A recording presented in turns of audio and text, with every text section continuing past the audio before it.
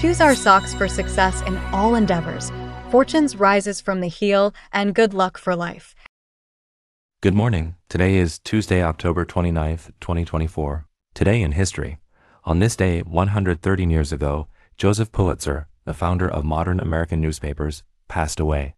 He was an iconic figure in American journalism, having founded the St. Louis Post-Dispatch and the New York World.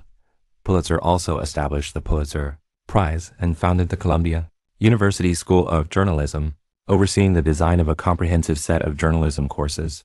Welcome to today's Ching Chow Morning News. Let's start with political updates.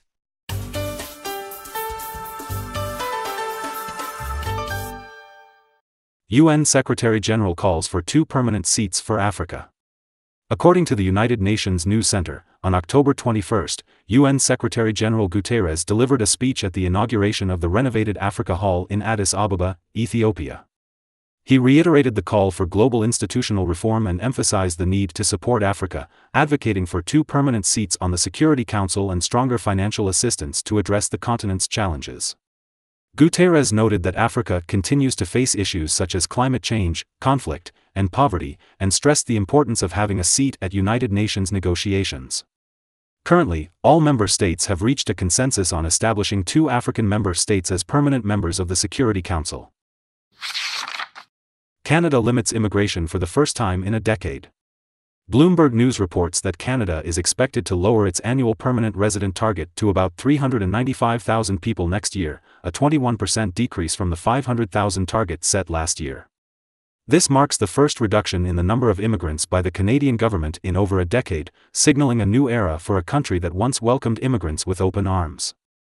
Permanent residents play a crucial role in Canada's immigration system, which aims to attract young and highly educated individuals to support its rapidly aging workforce. However, Canada's population has grown at record levels in recent years due to an influx of immigrants, leading to exacerbated housing shortages, increased rents, strained public services, and higher unemployment.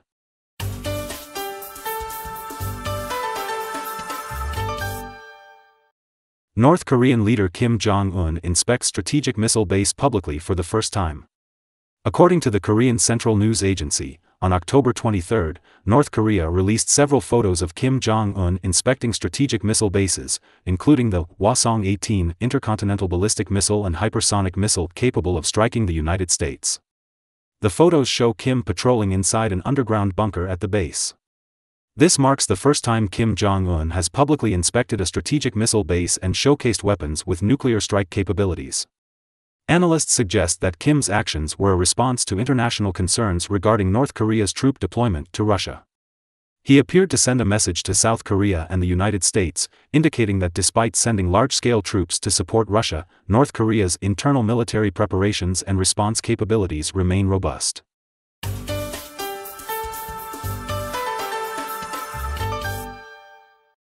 Malaysia's palm oil prices reached 2-year high.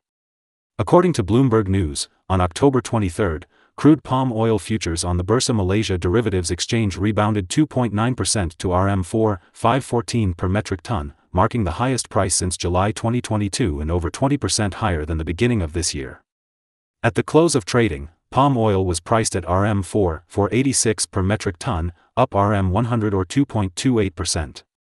The rise in palm oil prices has increased pressure on global food prices, which are already elevated. An index of key agricultural commodities released by the United Nations Food and Agriculture Organization last month rose 3%, the largest gain since Russia invaded Ukraine.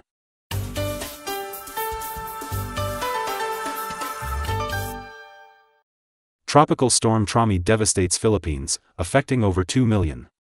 Comprehensive News from Manila reports that Tropical Storm Trami has recently struck the Philippines, causing widespread flooding and landslides after making landfall on the northeastern coast.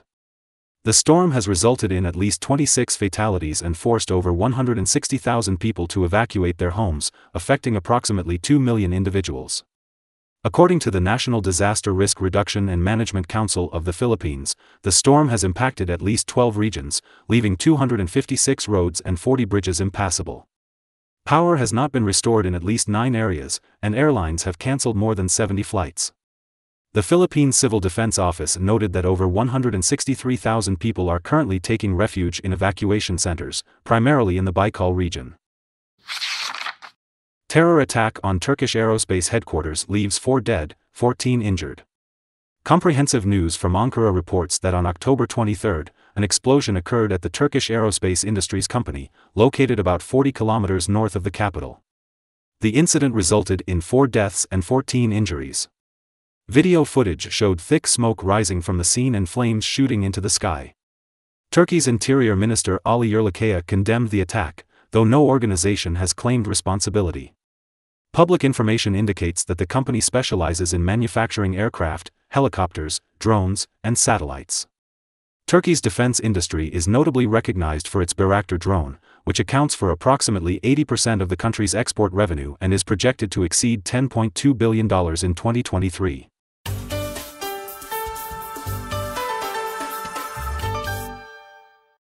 Mekong ghost fish discovered again after nearly 20 years of absence. Cambodia China Times reports that an international team of scientists, led by the Fisheries Management Bureau of the Ministry of Agriculture, Forestry and Fisheries of Cambodia, has discovered the elusive giant salmon carp in Cambodian waters. This finding has rekindled hope for the survival of this species. The giant salmon carp, often referred to as the ghost fish, inhabits the Mekong River.